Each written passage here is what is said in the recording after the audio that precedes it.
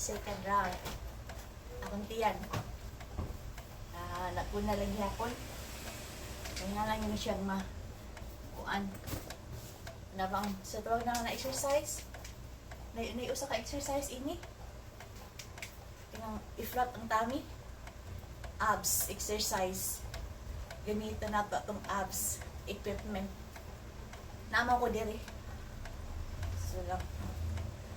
Ano ba? Kapuyan. Tapos, wala pa ko'y butanganan. Tuon akong gilabay. Yan. Pansa ko butanganan para di magkasgas ng saog. Di pa niya ito ang balay.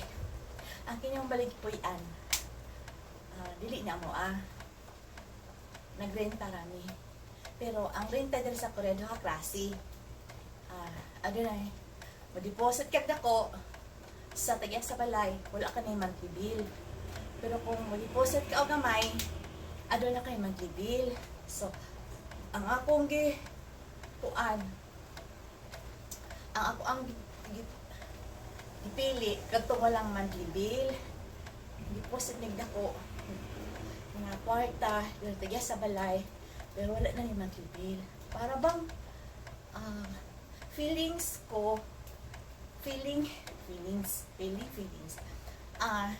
kami na ang tag-iya sa balay ka wala naman migi panahon na buwan-buwan na monthly bill dili. Wala na, as in zero monthly bill. Ang among ibayaran na lang dili ka ng energy like kuryente, tubig na tapos cellphone, tapos yung everyday na private insurance and public insurance, every month na public insurance and private insurance. So muna lang na among bayaran. Tapos pagkaon. So wala gyud dato sa isang trabahante kay ang sweldo igo ra gyud pod na siya sa konsumo. Ikumpara sa negosyante, ang negosyante ng good ay magka-chance ya og kumita na 5 times or 10 times a day sa adlaw.